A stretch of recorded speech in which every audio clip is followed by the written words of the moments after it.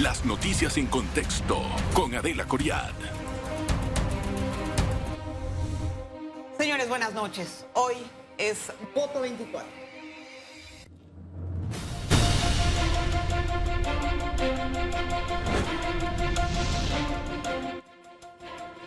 Esta semana le he traído las versiones de diferentes expertos en el tema con respecto a toda la situación que ocurre en el tema electoral. Y hoy vamos a hablar con el ex magistrado del Tribunal Electoral, don Erasmo Pinilla. Gracias por estar con nosotros, don Erasmo, bienvenido. Muchas gracias, es un placer estar contigo. Don Erasmo, estamos en una situación atípica en materia electoral. A mí me gustaría entender, con la orden de captura que surgió hoy con respecto a un cambio de la medida cautelar del señor Martinelli, por el caso New Business y por el caso Odebrecht. Esto ha generado también mucha incertidumbre por parte de la ciudadanía porque él se encuentra asilado en la embajada de Nicaragua. Yo quería entender esta situación, ¿en qué afecta a el desempeño del Tribunal Electoral, el que exista ahora una orden de captura? Después vamos a analizar los otros periodos.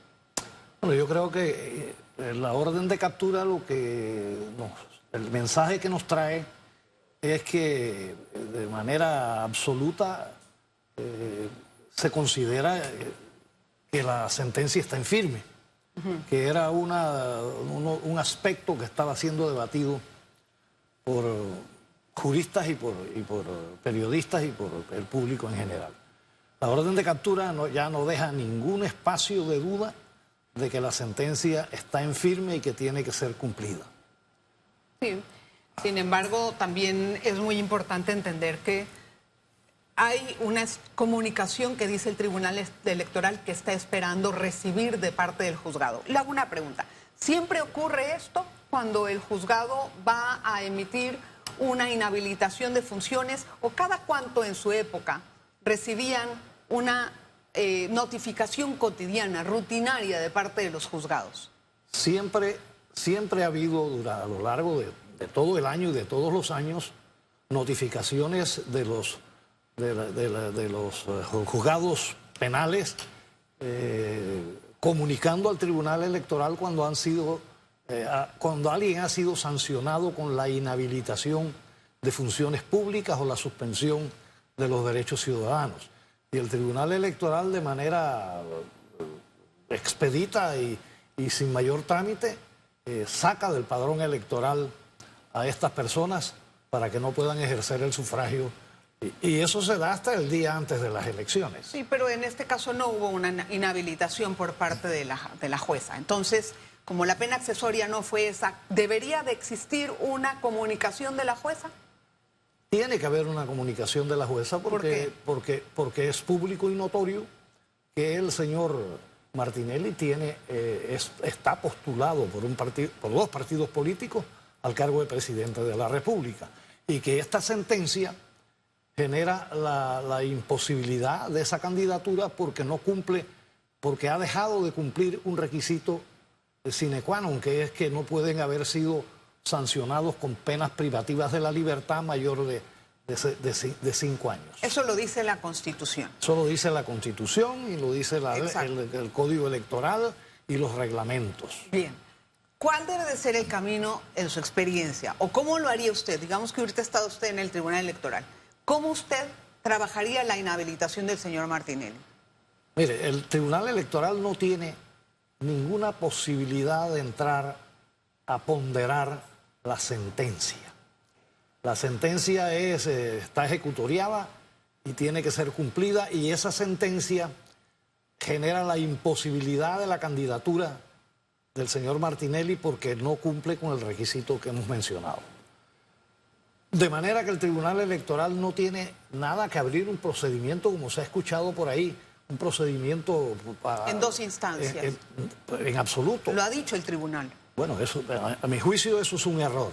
¿Por qué? Porque ya dije que el Tribunal Electoral saca del padrón electoral sin ningún trámite a todas las personas que son sancionadas con la inhabilitación de funciones públicas. Ahora, estamos frente a una situación diferente. Exacto.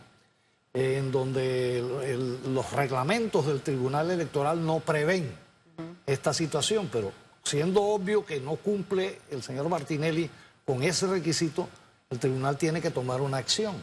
Y a mi juicio la acción debe ser tomada por la vía de la facultad reglamentaria exclusiva que tiene el Tribunal Electoral en materia electoral. ¿Y cuál es esa facultad? Es un decreto por el cual se analiza la situación y se toma la medida de excluirlo de la candidatura. El decreto es lógico que va dirigido a que está violando un precepto constitucional. Así es. El cómo, entonces, y el basado en qué se hace ese decreto por parte del tribunal. Si no existe ningún tipo de, como dice usted, ¿no? Si no existe un antecedente, entonces, ¿qué? Bueno, yo debo señalar también que el Tribunal Electoral sufre de decretismo. Dictan un decreto de reglamentario de las elecciones y ya van creo que más de 100 decretos adicionales haciendo correcciones al decreto o tratando situaciones nuevas que no están contempladas en el decreto reglamentario original. De la misma manera, expedir un decreto por una situación nueva que excluya a Martinelli de la papeleta es lo que yo haría. Es lo que usted haría. Así es. Simplemente con un decreto excluyéndolo. Así es. Basado en la Constitución. En la Constitución, el artículo 180 de la Constitución. Y no haría caso en las dos instancias, como dice. Para nada. Es que no hay ninguna... ¿Qué objeto jurídicamente viable tendría a abrir un proceso administrativo? ¿Lo dice el código? ¿Puede el juez administrativo electoral variar la situación? No puede.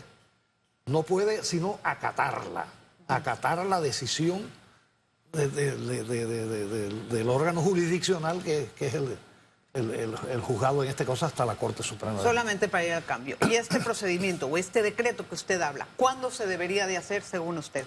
Ya. ¿No esperar la notificación del juzgado? Pero, bueno, tenemos que esperar por formalidad. Por formalidad hay que esperar. El juzgado, en efecto, tiene que enviarle al Tribunal Electoral la sentencia. La sentencia ejecutoriada. La sentencia ya ejecutoriada, así es. Okay. Voy a hacer la pausa, señor magistrado. Vamos a regresar enseguida con más. Es la primera entrevista que nos brinda el ex magistrado Erasmo Pinilla y que brinda a un medio desde que salió del ejercicio. Una pausa.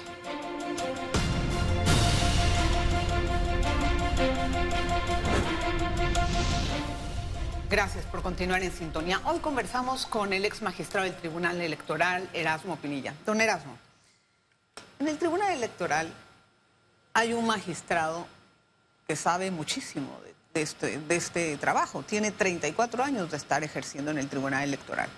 Puedo entender que los otros, bueno, Junca ya tiene más de 5, ¿no? Si no me va mal en la memoria.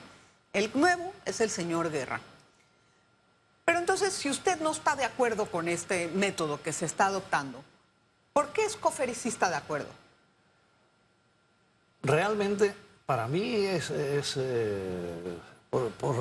sorprendente, por decirlo menos, que haya una confusión en el Tribunal Electoral. Las decisiones del Tribunal Electoral se adoptan en la sala de acuerdos, en el pleno del tribunal, la reunión de los 3 magistrados, y deben adoptarse por mayoría. Nosotros procuramos siempre que las decisiones fueran unánimes, pero cuando un magistrado no está de acuerdo, tiene, igual que en los otros tribunales, la potestad de salvar su voto y explicar por qué no está de acuerdo. Es para mí sorprendente, por decirlo menos, que se pretenda o que se haya dicho que esto tiene que ir por la vía administrativa de un juzgado y de doble instancia. Eso no tiene razón de ser. Más al grano. ¿Va a aparecer la foto del señor Martinelli en la papeleta? Si es inhabilitado, no. está inhabilitado y no debe aparecer. Ahora, ¿cómo lo borra el Tribunal Electoral de la papeleta? Por un decreto. Si han dictado más de no sé cuántos, 60, 70 decretos reglamentarios del reglamento de las elecciones. Esta es una situación inédita que la vía correcta para resolverla es por la vía de un decreto, no de abrir un proceso administrativo que estaría sujeto a todas las recurrencias que sabemos que está acostumbrado el señor Martinelli a usar. En ese punto hay diferencia de criterios con algunas otras personas que he entrevistado, pero a mí me gusta que el público pues, pueda hacer sus propias conclusiones. Entonces, si es así, ¿cómo califica en este momento la labor del tribunal? ¿Tienen miedo de ejercer ese decreto? ¿Qué les pasa a ellos? Si usted cree que deben de hacer ese decreto. Vuelvo y repito que estoy sorprendido. Ya anteriormente ese mismo tribunal adoptó unas decisiones con respecto al mismo Martinelli que también fueron muy criticadas, que fue aquel recurso por el cual decían que no se había cumplido con el principio de especialidad, incursionando en un tema absolutamente ajeno al electoral, donde no tenían ninguna competencia. Entonces, ahora, qué coincidencia, otra vez con el señor Martinelli, surge como que abriéndoles la puerta para que comience la danza de los recursos y de la dilación del cumplimiento ahora de una sentencia que ha ido hasta la Corte Suprema de Justicia para ser confirmada. Magistrado, ¿usted sigue siendo PRD? Yo no soy PRD. Yo no estoy... ¿Ya salió del PRD? Yo salí del PRD. Salí del PRD antes de ser nombrado magistrado del Tribunal Electoral. Pero ahorita está de asesor del presidente, de la presidencia. Sí, así es.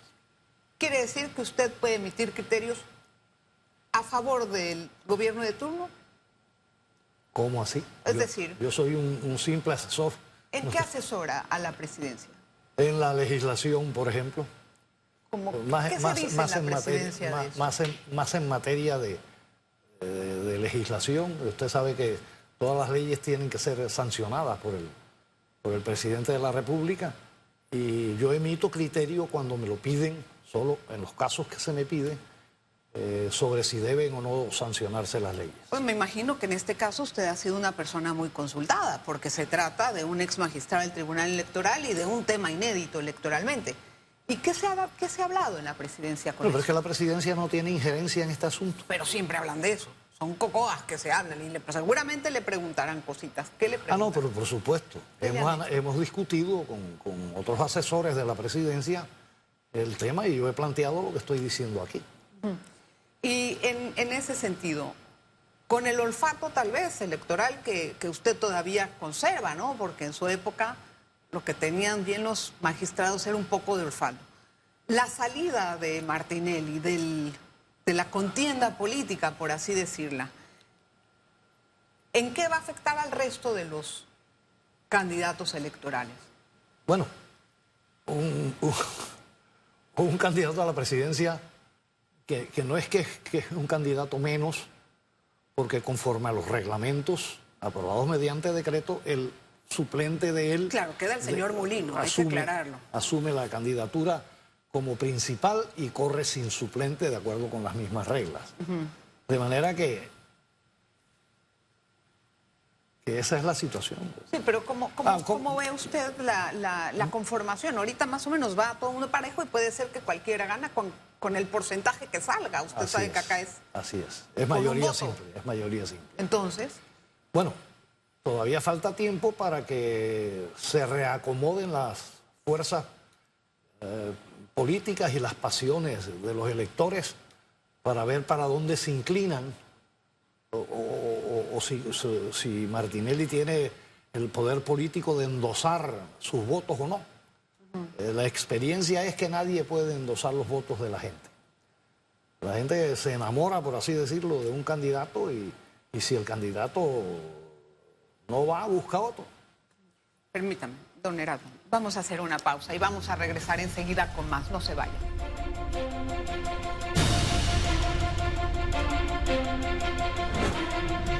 Gracias por estar en sintonía. Don Erasmo, yo le quería hacer, por ejemplo, una pregunta. ¿Usted cree que hay tal vez algún temor o alguna situación ajena a la interpretación de la norma que impida a los magistrados hacer lo que usted estaba diciendo, el decreto? Yo lo que creo es que tiene que haber una explicación para que no se hayan tomado las medidas que tenían que tomarse o que tienen que tomarse de la manera más rápida y expedita. El tema es que, en efecto, es la conducta normal del señor Martinelli, la intimidación, las presiones y las intimidaciones a los funcionarios, fiscales y jueces que lo juzgan, hasta secuestrándole bienes personales. ¿Pero usted cree que eso debe de parar al árbitro de una elección? Por supuesto que creo que no. Entonces, por supuesto que creo que no. Entonces, ¿no? Pero es importante que se tenga claro por parte de la ciudadanía de que esa actitud inédita, porque yo no recuerdo haber visto casos similares, de que un reo en un proceso penal amenace a fiscales y jueces con toda clase de improperios a través de una cadena mal adquirida de medios de publicidad. De comunicación. De comunicación, perdón. Dígame, don Erasmo, el caso de la imputación que va a tener la diputada y también candidata a la presidencia, Zulay Rodríguez, ¿puede interpretarse también como una situación de persecución política? Yo me imagino que puede ser interpretada dependiendo de la persona que lo analiza. Pero este es un viejo proceso que por lo menos yo no había oído decir que se estuviese utilizando presiones de orden político en esa investigación, que es una pura investigación criminal.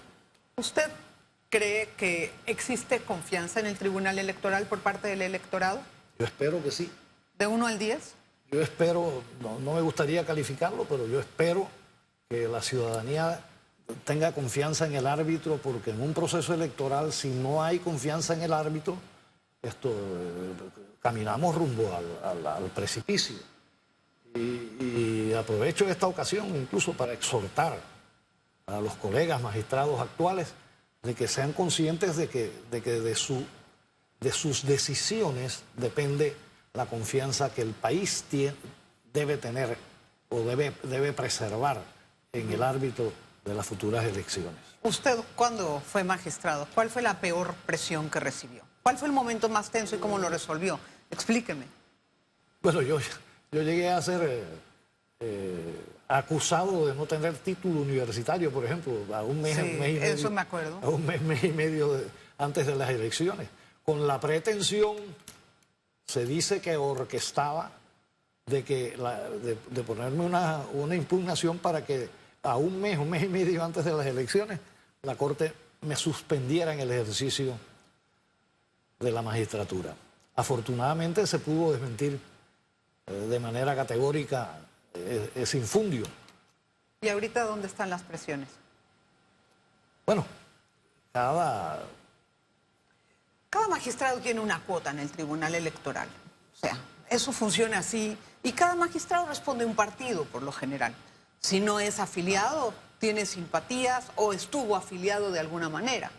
Entonces yo me pregunto, esos tipos de acuerdos de sala, ¿cómo se hacen? Porque cada quien también tiene una preferencia o tiene tal vez algún tipo de cuota dentro del Tribunal Electoral, gente que nombran, gente que no quieren que le toquen, y entonces se empiezan a enfrentar intereses.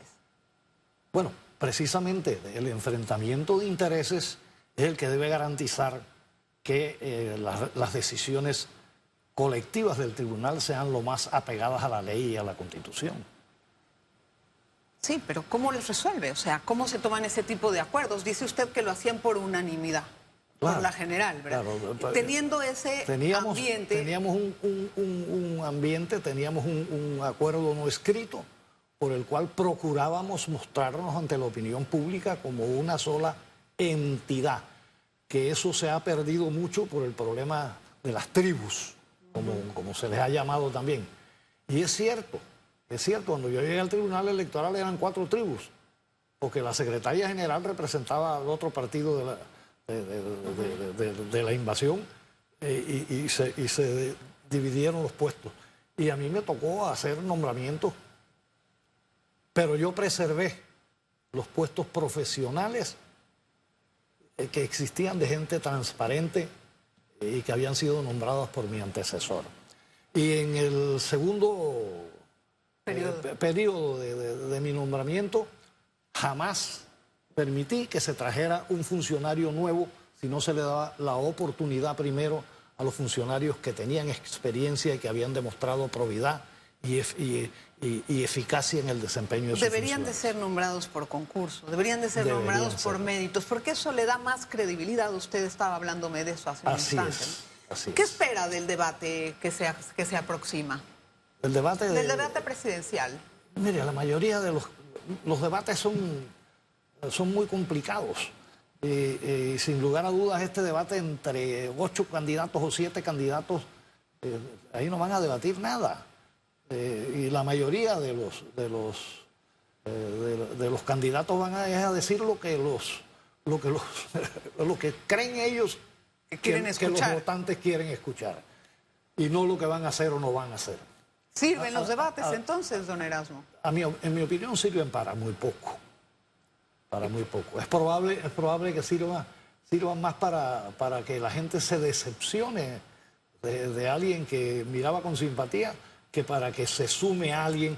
Porque, dígame usted, ¿Pero cuál es la debate fórmula, de 7, 8 personas, ¿cuánto les van a dar? ¿Un minuto? Eso lo permitieron, eso se permitió así, ¿no? Bueno, porque es que no hay tiempo para No, digo, un debate entre 2, entre 3, hasta 4. Daría espacio para conversar, para discutir, para proponer. Entonces, ¿cuál sería la fórmula ideal, habiendo tantos candidatos, para que ellos hagan sus propuestas? Hombre, la fórmula ideal es que hubiera buen liderazgo para que no fueran tantos los candidatos. Es un problema. ¿Quién puede ganar con este panorama? ¿Con qué porcentaje cree que va a ganar el que va a ganar? Yo no soy pitonizo. No, pero usted tiene olfato. Pero mi olfato me dice que siendo 8 candidatos en una elección que es de una sola vuelta y que gana el que más votos tiene, aquí no va a llegar nadie al 40%. No, 40, uy, está usted regalón.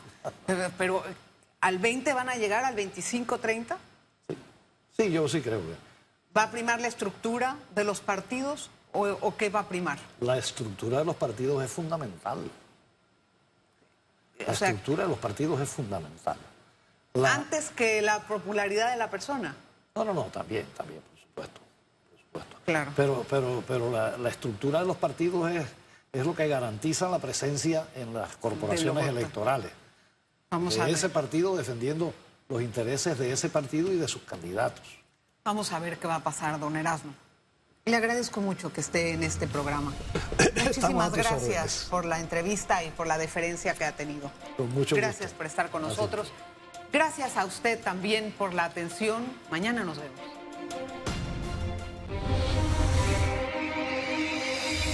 Las noticias en contexto con Adela Coriad.